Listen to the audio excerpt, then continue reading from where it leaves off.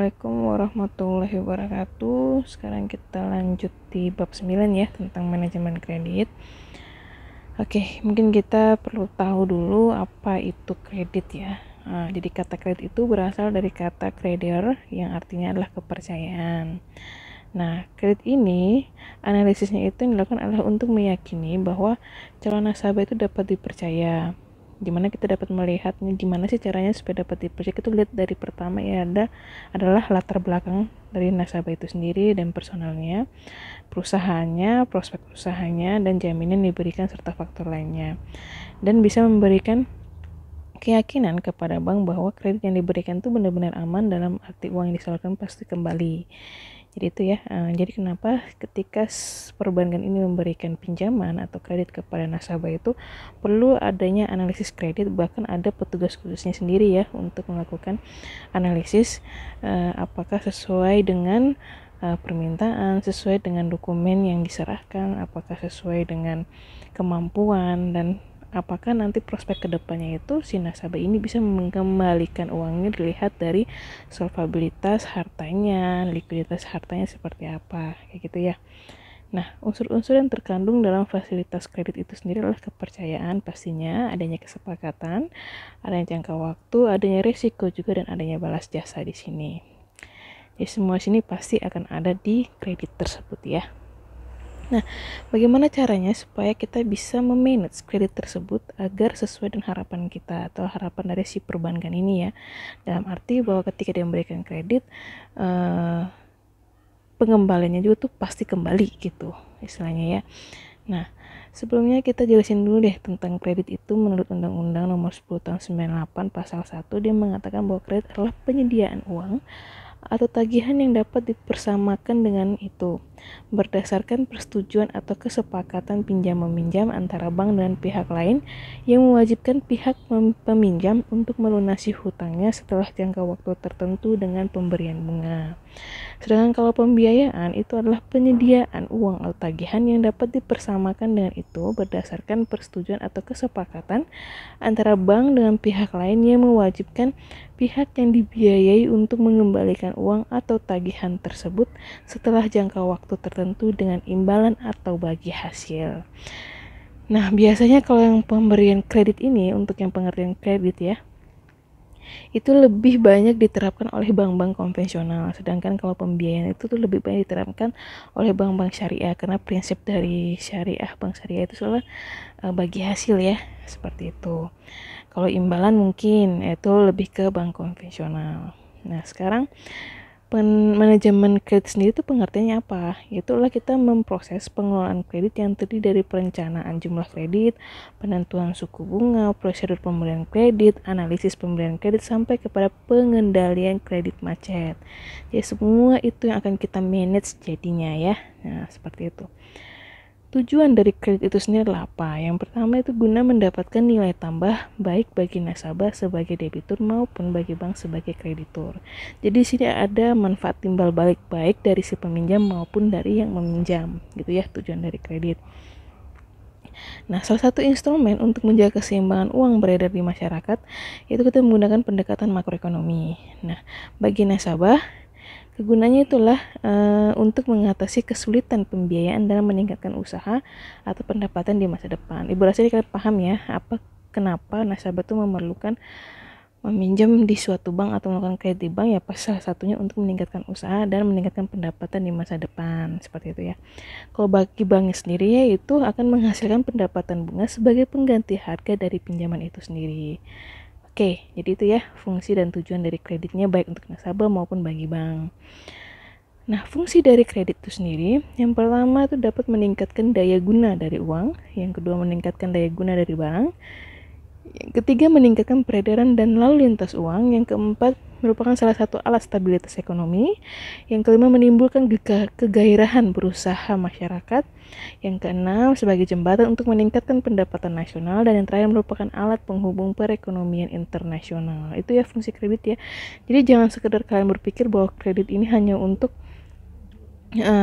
si peminjam yang meminjam, entahnya untuk si yang meminjam yaitu nasabah dan dari banknya memberikan pinjaman. Jangan cuma seperti itu, ternyata di luar itu faktor eksternal pun dia juga memiliki fungsi yang besar. Salah satu tadi ya sebagai stabilitas ekonomi dan sebagai alat penghubung perekonomian internasional, seperti itu ya. Nah, sekarang bagaimana siklus perkreditan atau bagaimana alur ketika seorang nasabah melakukan kredit atau melakukan permohonan perkreditan kepada perbankan. Yang pertama itu harus adanya permohonan kredit terlebih dahulu. Ya, seperti tadi ya, kita memberikan dokumen sesuaikan dengan syarat-syarat yang ditentukan oleh perbankan. Setelah melakukan permohonan kredit, baru dilakukanlah analisis kredit. Nah, ini dilakukan oleh pihak perbankan. Dia menganalisis apakah si nasabah ini berhak untuk memperoleh pinjaman dari perbankan ini ataukah sesuai dengan standarisasi yang ditetapkan oleh si perbankan tadi. Setelah dianalisis, kalau emang sesuai, sudah pas, dan emang nasabah ini nantinya bisa mengembalikan uang yang telah dipinjamkan, maka dilakukan persetujuan kredit. Setelah melakukan persetujuan, bikinlah perjanjiannya. Ada surat perjanjian ya, istilahnya tuh SPK-nya di sini. Pasal-pasalnya segala macam tuh harus ditandatangani oleh kedua belah pihak di atas materai seperti itu. Untuk mencegah terjadinya kredit macet atau untuk mencegah kelalaian dari si para nasabah ini ketika melakukan pengembalian dana. Setelah melakukan perjanjian, baru dilakukan pencairannya uangnya ya. Nah, setelah melakukan pencairan bukan berarti kita lepas, kita juga harus mengawasi di sini. Nah, dalam arti mengawasi ya untuk tadi ya, dengan harapan agar apa yang telah kita pinjamkan kepada nasabah tersebut akan dikembalikan nantinya. Dan begitu siklus berikutnya adalah pelunasan, ya, pelunasan kredit. Nah, pelunasan ini bisa terjadi bisa aja si nasabah ini ingin melanjutkan kembali ketika sudah mau lunas, mau melanjutkan kredit, ya kita bikin tambahan kredit.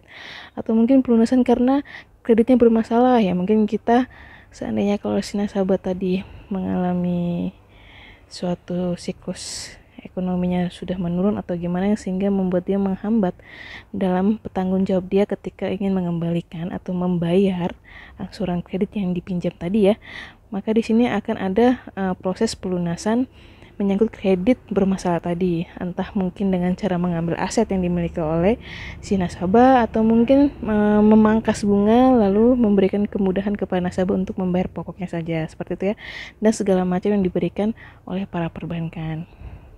Oke, prinsip dasarnya sendiri dari kebijakan kredit bagi kehidupan bank yaitu pertama, rata-rata jumlah harta bank umum yang tersalur pada kredit itu 60-70%. Jadi besar ya. Nah, seperti itu. Jadi sedangkan untuk dampak kredit macetnya sendiri menjadi sumber terjadinya krisis ekonomi tahun 1998. Makanya kenapa perbankan ini benar-benar melakukan analisis kreditnya tuh yang benar-benar sangat sangat teliti di sini ya, karena itu tadi dampak yang diberikan ketika adanya kredit macet. Salah satu contohnya itu ketika terjadinya krisis ekonomi tahun 1998. Jadi seperti itu ya. Jadi jangan ngomel ketika nasabah bilang, saya kan bisa bayar nantinya. Tapi ketika dia mengajukan pinjaman kepada bank dan akhirnya dia nggak bisa bayar kan, nah itu kan benar-benar dilihat dari awal ketika melakukan pengajuan. Nah itu terjadi di analisis kredit tadi. Kalau bank ngerasa nasabah ini nggak mampu walaupun dia ngomongnya mampu ya, jangan sampai ngomong kayak gitu, karena si perbankan benar-benar memperhitungkan segala risknya nanti dan returnnya nanti untuk dia, seperti itu ya. Nah, di Thailand sendiri itu pernah ada kredit bermasalah tuh sampai 35 miliar, Korea itu sampai 65 miliar, Indonesia tuh 164 miliar. Bayangin ya, Indonesia besar banget. Nah, di tahun 97 pangsa kredit pada bank umum di Indonesia tuh naik sampai 80,7%. Bayangin. Itu benar. Makanya kenapa benar-benar terjadi krisis ekonomi yang habis-habisan ya pada tahun itu.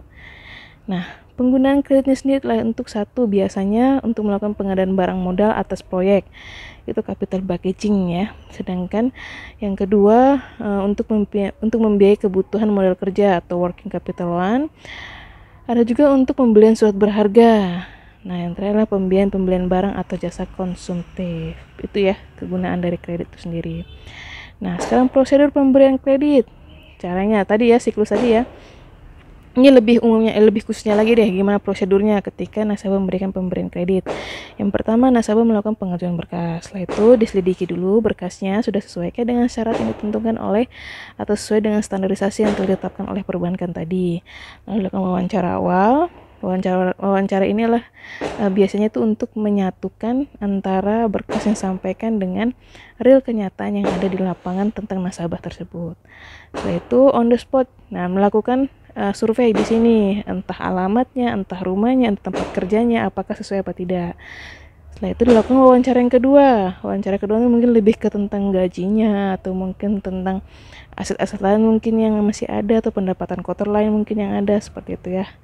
Dilakukan pengajuan berkas. Setelah itu wawancara kedua dulu, baru turun ke lapangan untuk melakukan survei. Setelah melakukan survei, dirasa sudah pas semuanya, pengajuan berkas kembali.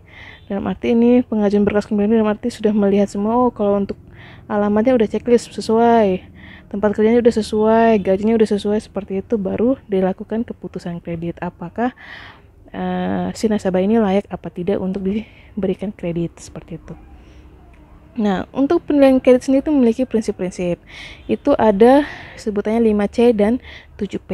5C itulah dilihat dari karakternya, dilihat dari kapasitasnya, dilihat dari kapitalnya ya atau hartanya, dilihat dari kondisi nasabah tersebut, dan dilihat dari kolateral. Kolateral itu seperti dia tuh punya jaminan nggak, dia tuh punya anggunan nggak di tempat-tempat lain, seperti itu. Nah, itu nanti akan didasari pada 7P, yaitu personality dari nasabah tersebut. Terus partinya di sini, party itu kelompoknya mungkin ya, kelompok atau organisasinya mungkin. Terus ada purpose, rencananya seperti apa, untuk apa kredit tersebut ya. Prospeknya, tujuannya buat apa, kayak gitu. Paymentnya bagaimana, pengembaliannya nanti, seperti itu. Profitabilitasnya, keuntungannya nanti buat perbankan tuh bagaimana, dan protectionnya itulah sini pengawasannya seperti apa. Nah, itulah prinsip-prinsip dari penilaian kredit ya.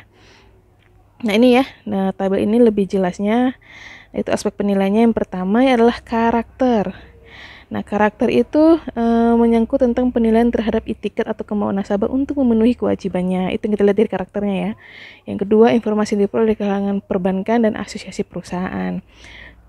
Kalau dari kapasitasnya itu dilihat dari kemampuan nasabah untuk memenuhi kewajibannya, penyediaan dana, membangun proyek atau menjalankan usaha, menghasilkan produk, menjual produk, dan membayar kewajibannya, gitu ya.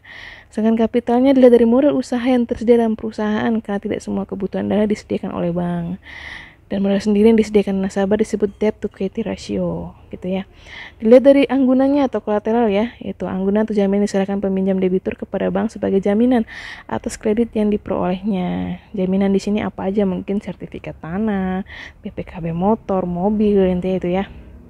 Nah, dari segi bank sendiri, anggunan ini tuh mencerminkan pertama adanya prinsip kehati-hatian dari bank, jelas ya. Dimana-mana kalau orang mau kasih pinjam kan mending ada jaminannya. Karena kita juga perlu hati-hati, jangan sampai nasabah nanti tidak mampu mengembalikan uang, ya kita punya jaminan di sini. Kita punya sesuatu yang bisa kita backup untuk kembalikan dana kita yang telah kita berikan kepada nasabah, seperti itu ya. Yang kedua, mengantisipasi kemungkinan gagalnya usaha nasabah. Mendorong agar nasabah berusaha dengan serius, dan penggantian biaya bila nasabah tidak memenuhi kewajiban. Makanya kenapa di setiap bank ketika nasabah melakukan pinjaman perlu adanya jaminan di sini atau agunan. Dan yang kelima adalah kita melihat dari kondisi ekonomi dari si nasabah ini. Nah, karena kita itu menyangkut proyeksi ke masa yang akan datang, maka kondisi perekonomian itu harus dianalisis. Yang pertama kita lihat dari kondisi sektor industri terkait. Yang kedua, ketergantungan terhadap bahan baku. Yang ketiga, peraturan pemerintah. Yang keempat, kondisi perekonomian regional, nasional, dan global, serta tingkat bunga yang berlaku. Namun, ada ahli yang menambahkan dengan 1C lagi. Tadi kan 5 ya. Sekarang ada tambah 1C lagi, yaitu adalah constraint. Constraint itulah merupakan faktor hambatan atau rintangan sosial psikologis yang ada pada suatu daerah atau wilayah tertentu sehingga suatu usaha atau proyek sulit untuk dilaksanakan. Ini sering juga terjadi ya. Mungkin kita melihatnya, oh ini kayaknya kalau bangun warnet sini bagus deh, tapi jika dilihat dari psikologis wilayah tersebut, warnet tuh mungkin banyak orang tua tidak memperbolehkan anak-anak main di warnet, mungkin terlalu bebas, mungkin takut aksesnya itu juga tidak dibatasi ya, mungkin akses yang ke hal-hal yang tidak baik seperti itu ya. Contohnya seperti itu ya, dia perlu juga dilihat dari hal tersebut. Ini contohnya nih, misalnya peternakan babi yang direncanakan berlokasi di Aceh, itu kan jelas nggak bisa tuh ya. Dengan pabrik obat antibiotik dan vitamin juga merencanakan mengolah ganja atau ekstasi, ya jelas ya. Kalau halnya seperti itu kan otomatis kita juga harus lihat dari wilayahnya sendiri, terima nggak kalau seandainya dia pinjam uang ini hanya untuk usaha seperti ini dan bisa prospek nggak di wilayah yang dia tempati nanti. Jadi itu ya, ada karakter, ada kapasitasnya, ada modalnya, ada jaminannya, dan juga dilihat dari kondisi perekonomian saat ini dan dilihat juga dari psikologis wilayahnya di sini ya. Itu yang menjadi dari aspek penilaian untuk prinsip pemberian kredit. Oke, aspek-aspeknya sendiri dalam penilaian kredit. Yang pertama kita melihat dari yuridis atau hukum. Yang kedua itu adalah aspek dari pasar atau pemasaran, ketiga keuangan, keempat teknis dan operasi, yang kelima manajemen, yang keenam sosial ekonomi, dan yang ketujuh adalah AMDAL ya. Nah, kalau aspek yuridis itu lihat dari badan usaha dan perizinannya. Aspek pemasaran kita lihat dari pangsa pasar dan saingannya. Kalau teknis itu lihat dari lokasi, proses produksi atau penjualan dan transportasi. Kalau manajemen itu dari struktur organisasi dan sistem dan prosedurnya. Kalau aspek keuangan itu dilihat dari penilaian data keuangan dan rasio analisis keuangan. Sedangkan dari sosial ekonomis dilihat dari kesempatan kerja. Yang kedua menggunakan bahan baku lokal atau impor, menghasilkan menghemat devisa, penerimaan pajak, tax holiday juga maksudnya pajak liburan juga ya. Subsidi dari pemerintah, pemerataan usaha dan dampak lingkungan. Seperti itu. Nah, sekarang bagaimana untuk administrasi dan pengawasan kredit? Ketika kredit tersebut sudah disetujui dan sudah dicairkan oleh bank ke si nasabah. Nah, sebelumnya kita harus tahu dulu administrasi ini merupakan alat dalam pelaksanaan fungsi manajemen bank pada umumnya dan khususnya di bidang perkreditan. Nah, administrasi kredit ini merupakan rangkaian kegiatan dan hubungan beberapa komponen yang saling terkait satu dengan yang lainnya, yaitu menyangkut software, hardware, dan brandware atau dari SDM-nya sendiri. Nah,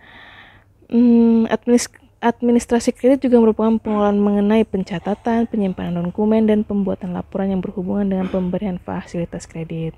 Jadi kenapa ketika seorang nasabah juga untuk melakukan pinjaman atau melakukan pengajuan kredit ya terhadap perbankan tuh selalu meminta adanya pemotongan atau biaya untuk administrasi, karena untuk proses administrasi juga lumayan agak beribet ya, agak fundamental gitu, sehingga dibutuhkan pembiayaannya juga di sini karena berhubungan dengan software, hardware, dan brainware SDM sendiri gitu ya. Nah, proses administrasi itu menghasilkan output berupa sistem informasi sebagai umpan balik bagi manajemen suatu bank dalam melaksanakan tugasnya secara lengkap. Nah, dengan demikian fungsi dari administrasi itu sendiri adalah satu, yaitu sebagai data atau informasi bagi manajemen.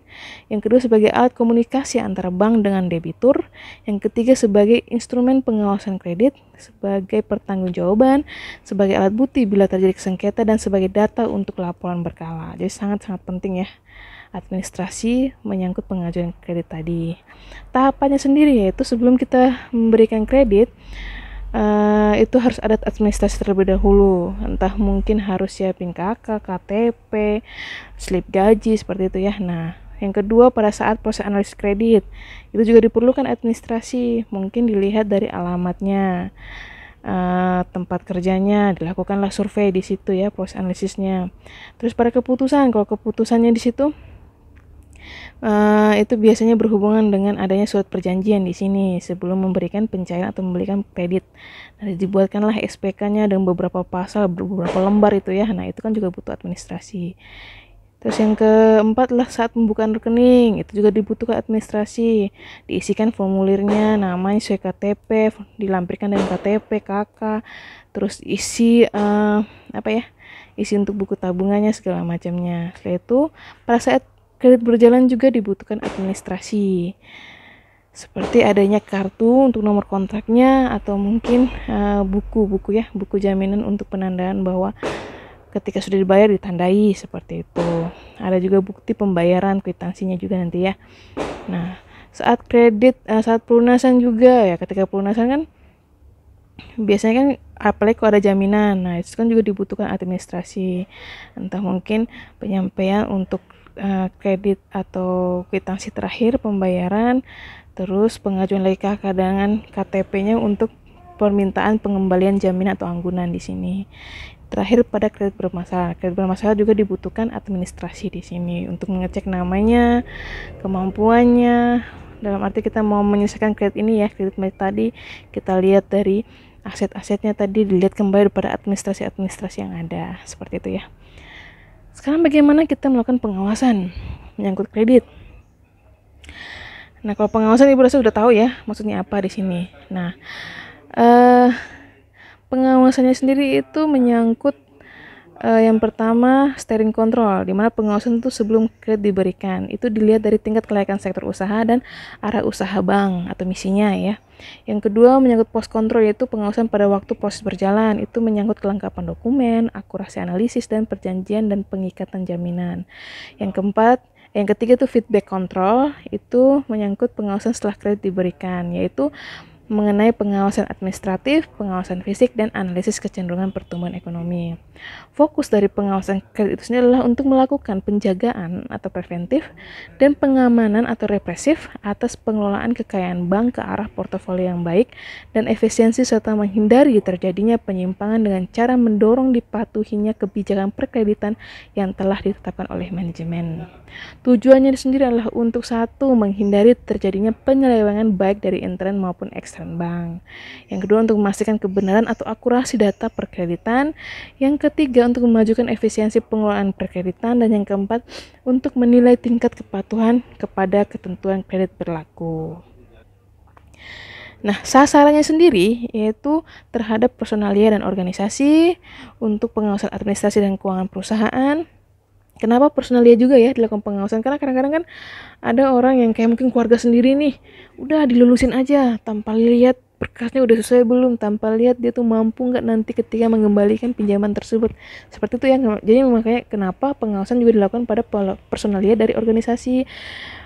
Para pengawasan juga untuk menyangkut administrasi dan keuangan perusahaan juga perlu dilakukan pengawasan seperti itu ya. Nah, terus yang ketiga pada peralatan, proses produksi dan limbah, dan yang keempat lah jaminan kredit. Oke, sekarang kita berbicara tentang jenis pembebanan suku bunga kredit. Nah, yang pertama itu flat rate. Itu suku bunga tetap setiap periode. Itu jumlah angsuran setiap periode tetap sampai pinjaman tersebut lunas gitu ya. Nah, perhitungan suku bunga dengan cara mengalihkan persen bunga per periode dikali dengan pinjaman. Jadi per bulannya itu suku bunganya tetap tidak ada perubahan ya, walaupun di luaran sana di eksternalnya itu ada peningkatan suku bunga ya, tetap saja ya kalau menggunakan flat rate maka suku bunga tetap setiap periode gitu ya sampai pinjaman lunas. Kalau sliding rate itu suku bunga itu yang diperhitungkan dengan mengalihkan persen suku bunga per periode dengan sisa pinjaman, sehingga jumlah suku bunga yang dibayar debitur semakin menurun. Akibatnya angsuran yang dibayar pun menurun jumlahnya. Ini kalau itu sliding rate ya. Kalau floating rate itu suku bunga yang diperhitungkan sesuai dengan tingkat suku bunga pada bulan yang bersangkutan. Nah, kalau ini memperhatikan eksternalnya. Kalau suku bunga naik ya dia juga naik, kalau turun ya turun gitu ya. Nah, dalam model ini suku bunga dapat naik, turun, atau tetap pada setiap periodenya. Seperti itu ya. Oke. Nah, jenis-jenis kreditnya sendiri itu kalau berdasarkan kegunaan itu ada kredit investasi dan kredit modal kerja. Berdasarkan tujuan tuh ada kredit produktif, kredit konsumtif, dan kredit perdagangan. Terus kalau berdasarkan jangka waktu tuh ada kredit jangka pendek, menengah, dan panjang. Kalau jaminan tuh ada kredit dengan jaminan dan kredit tanpa jaminan.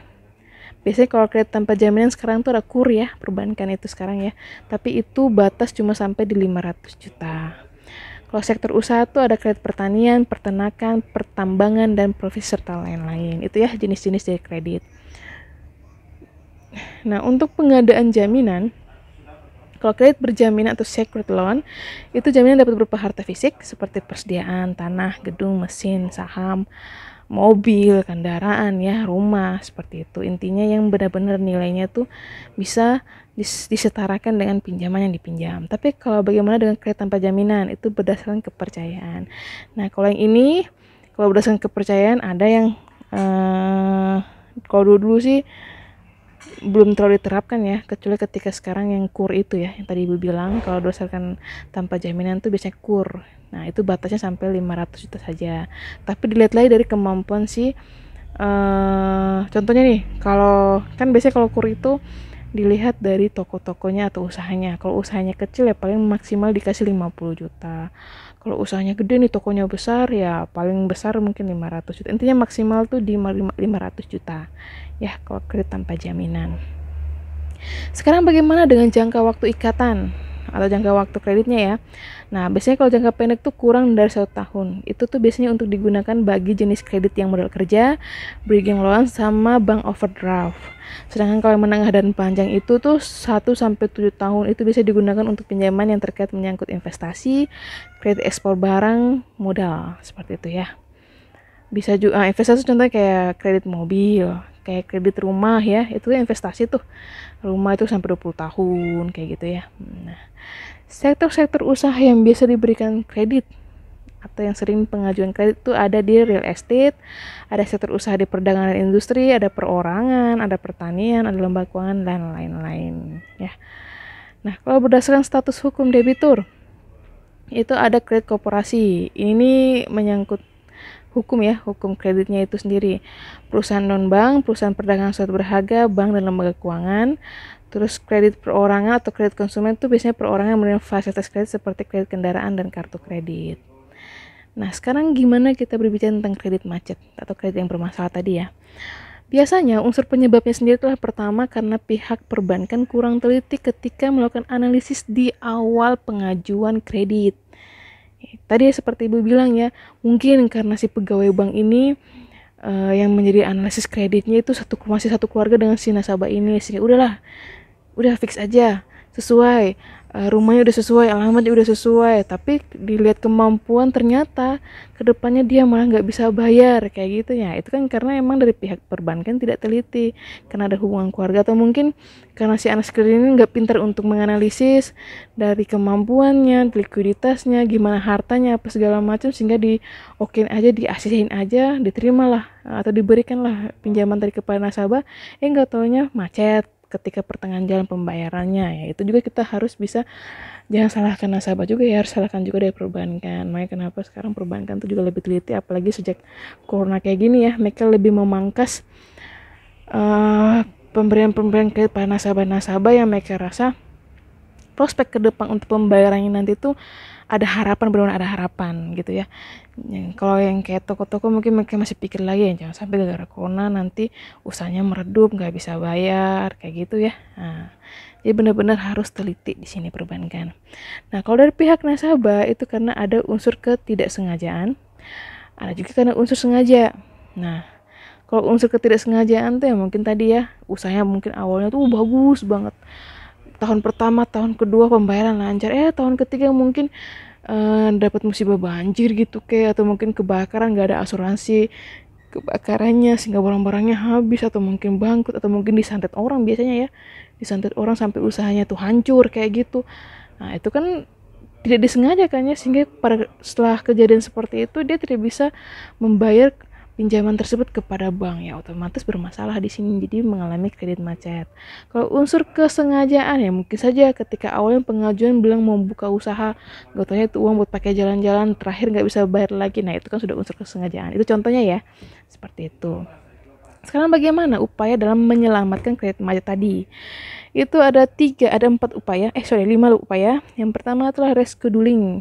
Kita memperpanjang jangka waktu kredit. Yang kedua, kita memperpanjang jangka waktu angsuran. Nah, ini terjadi di tahun ini nih, di corona. Itu biasanya karena ada corona kan, jadi pasti banyak yang mengalami kredit macet ya, karena usahanya mungkin menurun, pendapatannya seperti itu. Nah, biasanya itu diberikan kewajiban dari pihak perbankan, atau mungkin bisa juga kayak dari leasing gitu ya, yang awalnya per bulan tuh 700.000, udah Bu nggak apa-apa selama corona ini Ibu bayar cukup pokoknya aja, mungkinnya 250, tapi tahun ke depan atau 2 tahun lagi setelah mungkin dengan harapan corona itu hilang, ya kita naikkan pinjaman tadi mungkin 800 menjadi 1,5 untuk menutupi pinjaman yang di tahun ini bayar cuma pokoknya aja kayak gitu. Atau mungkin dengan cara yang tadi awalnya tuh pinjamannya tuh 5 tahun ya, 5 tahun, tahun ini kita pangkas bunganya, cukup bayar pokoknya aja ya, untuk memudahkan si nasabah tadi melakukan pinjaman. Tapi kita panjangkan waktunya, tadi yang awalnya 5 tahun kita perpanjang menjadi 6 tahun apa 7 tahun kayak gitu ya. Makanya kenapa tadi ada yang memperpanjang jangka waktu kredit, ada yang memperpanjang jangka waktu angsuran kayak gitu. Itu salah satu cara untuk mengatasi kredit macet. Itu terjadi, yang paling banyak terjadi itu di saat tahun ini ya, tahun kemarin, bukan tahun ini, tahun kemarin. pada masa corona tuh semua kebanyakan perbankan tuh melakukan kebijakan tersebut untuk menyelamatkan kredit macet tadi. Yang kedua, upaya reconditioning. Nah, itu menyangkut kapitalisasi bunga. Itu kita lihat dari bunganya. Yang kedua, penundaan pembayaran bunga. Tadi ya nih, kayak penundaan pembayaran bunga tadi ya, contoh kayak gitu. Kita bunganya nggak usah bayar dulu, bunganya mungkin kita bayar tapi dengan cara menambahkan waktu angsuran kayak gitu ya. Terus melakukan penurunan suku bunga dan pembebasan bunga. Kalau kapitalisasi bunga tuh kita melihat dari suku-suku bunga saat ini, sedangkan kalau untuk penurunan suku bunga kita melakukan penurunan suku bunga tapi dengan catatan tapi tergantung ya, ini biasanya kebijakan dari manajer. Kalau dia ngerasa bunganya di luar mungkin 50 contohnya, dia kasih penurunan suku bunga. Ya kalau dia ngerasa budenya masih untung ya nggak apa-apa kayak gitu ya. Ini kalau untuk yang penurunan dan pembebasan kembali lagi pada si keputusan perbankan tersebut. Kalau pembebasan bunga ini biasanya tuh yang benar-benar udah nggak bisa bayar, akhirnya disampaikan udahlah bu nggak apa-apa, bunganya nggak usah, cukup bayar pokoknya aja. Yang penting uang mereka tuh kembali, istilah kayak gitu ya. Nah, itu salah satu upaya. Yang ketiga tuh ada restructuring. Itu menambah jumlah kredit dan menambah equity. Nah, kalau menambah jumlah kredit tuh tadi ya, jumlah kreditnya mungkin yang awalnya 5 juta, udah kita tambah 5 juta lagi supaya bisa menambah modal usahanya tersebut, atau menambah equity yang menambah modal tadi ya.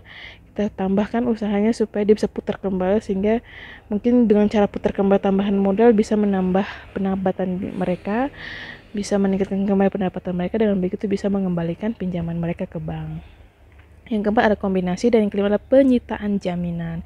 Kalau penyitaan jaminan ini udah benar-benar parah banget ya, dalam arti si nasabah ini benar-benar udah nggak bisa bayar sama sekali, mau dikurangin atau mau dipanjangin jangka waktu kredit, atau mau dipanjangin jangka waktu angsuran, atau mau pembebasan bunga, dia benar-benar udah nggak bisa bayar lagi. Mau nggak mau kita harus menyita jaminan yang awalnya dijaminkan oleh mereka. Mungkin contohnya rumah, mereka jaminkan, ya sudah kita melakukan penyitaan rumah seperti itu ya. Pada dasarnya sih untuk upaya-upaya ini masih bisa menguntungkan perbankan ya, karena ada feedbacknya kembali buat mereka dari pinjaman yang telah mereka berikan kepada nasabah. Karena kadang juga feedback kembalian juga lebih besar daripada jumlah pinjaman yang mereka berikan kepada nasabah. Kayak gitu ya. Oke. Nah, sekarang ada pembatasan juga menyangkut penyaluran kredit. Nah, batas maksimum pemberian kredit itu secara keseluruhan atau kepada satu sektor usaha tertentu. Yang kedua, mengurangi resiko terjadinya kredit bermasalah. Yang ketiga, rasio perbandingan antara jumlah deposito dan kredit yang disalurkan, dan pembatasan jumlah maksimum kredit. Jadi ada batasan juga ya ketika melakukan penyaluran kredit. Nah, ada kewajiban pelaporan kredit, yaitu menyangkut jumlah saldo kredit dalam mata uang nasional dan asing, dari sifat-sifat masing kredit, dari jangka waktu dan sektor usaha penerima kredit, tingkat kolektibilitas, ada suku bunga yang dibebankan, ada lokasi penyebaran kredit, jaminan kredit, dan jumlah platform kredit. Nah, kebijakan umum kredit, yang pertama itu harus ada sasaran yang ingin dicapai. Yang kedua, strategi pokok penyaluran kredit. Yang ketiga, daerah pemasarannya kayak bagaimana. Yang keempat, standar mutu kredit dan jaminan yang dikehendaki. Dan yang kelima, batas wewenang pemberian kredit. Nah, sasaran yang ingin dicapai, contoh ya, sasaran dicantum dalam kebijakan kredit bank itu ya, yaitu peranan bisnis yang ingin dicapai di daerah operasi, pangsa pasar, terus tingkat kredit dari deposito, dari rasio deposito, terus maksudnya gini, tingkat loan to deposito rasio tuh kayak kamu nabung uang situ berapa, kalau sananya 10 juta maka saya bisa kasih pinjaman kamu 20 juta, tapi kalau kamu cuma tabungan 5 juta maka saya cuma bisa kasih pinjaman kamu sebesar 10 juta, kayak gitu ya. Jadi tingkat pemberian kredit itu dilihat dari tingkat deposito si nasabah tersebut. Terus pertumbuhan jumlah harga, volume kredit, dan tingkat keuntungan. Strateginya sendiri dalam penyaluran kredit adalah kita melihat dari perpaduan kredit. Yang kedua, indikasi likuiditas keuangan yang ingin dipertahankan, dan jumlah maksimal kredit yang diberikan. Daerah pemasaran sendiri itu tergantung pada jumlah dana yang dikuasai, dari faktor persaingan, dari jumlah permintaan kredit dari masing-masing daerah, dan kemampuan bank memonitoring debiturnya. Standar mutunya itu dilihat dari syarat minimum jaminan kredit dan kebijakan umum standar mutu kredit. Ada ya standar mutu kreditnya di sini. Nah, batas wewenang persetujuan kredit. Penentuan batasan kredit sesuai dengan jenjang pejabat yang berwenang, rekomendasi kredit dari komite kredit, dan batas jumlah kredit disetujui dengan atau tanpa jaminan. Organisasi kredit. Itu menyangkut pemasaran kredit sesuai dengan rencana tahunan, penyaringan permintaan kredit, analisa kredit, negosiasi dengan calon debitur, proses perjanjian kredit, dan pengawasan kredit. Nah, penentuan suku bunga itu sendiri ada ya, tapi itu dipengaruhi oleh elastisitas permintaan produk, biaya total, situasi persaingan pasar, dan derajat resiko dan jangka waktu jatuh tempo. Kalau elastisitas permintaan terhadap kredit tersebut tuh dilihat dari perubahan jumlah permintaan produk dengan perubahan harganya. Yang kedua, tinggi atau rendah elastisitas dipengaruhi oleh kebutuhan, persaingan, tingkat pendapatan, tradisi, dan penggunaan produk. Tradisi penggunaan produk. Biaya total itu terdiri dari biaya tetap dan biaya variabel. Terus biaya total itu akan mempengaruhi tingkat keuntungan perbankan. Nah, ini ada istilah-istilah juga dalam kredit ya. Itu ada yang disebut commitment fee, itu tuh menyangkut biaya yang dikenakan karena debitur belum menarik seluruh dana kredit yang disediakan. Yang kedua, preambul, itu pencantuman nama, alamat perusahaan debitur yang mengadakan perjanjian kredit dan kapan di mana perjanjian kredit ditandatangani. Terus ada istilah tentang representation and warranties. Itu jaminan kebenaran dari debitur mengenai laporan keuangan, perusahaan secara hukum, dan perjanjian lainnya. Ada covenants, itu jaminan debitur selama jangka waktu kredit tidak melakukan hal khusus yang dicantumkan dalam perjanjian. Dan yang terakhir itu ada istilah event of default, itu hal yang bila mana terjadi yang menyebabkan debitur dinyatakan tidak memenuhi janji sehingga perjanjian menjadi batal. Ya, itu kita sebut sebagai event of default ya. Di luar dari itu karena debitur ini sudah berjanji tapi dia tidak memenuhi. Terus di sini debitur wajib membayar sisa saldo kredit yang terhutang. Oke, itu ya materi tentang manajemen kredit ya di sini. Termasuk suku bunganya, termasuk elastisitas permintaan terhadap kreditnya, kewajibannya, tujuannya, semua ada di sini. Oke, mungkin itu dari Ibu sekian menyangkut manajemen kredit. Jika ada yang tidak dipahami silakan bertanya. Dan tolong jangan lupa di subscribe dan diketik di komentarnya ya, down, supaya Ibu tahu siapa yang benar-benar memperhatikan video ini untuk dijadikan konsumsi dalam pelajaran. Karena nanti ujian UASnya juga Ibu akan ambil lurus-lurus dari materi yang ada di PPT yang sudah Ibu sebarkan, yang sudah Ibu bagikan, dan juga penjelasan-penjelasannya ya. Oke, sekian dari Ibu. Wassalamualaikum warahmatullahi wabarakatuh.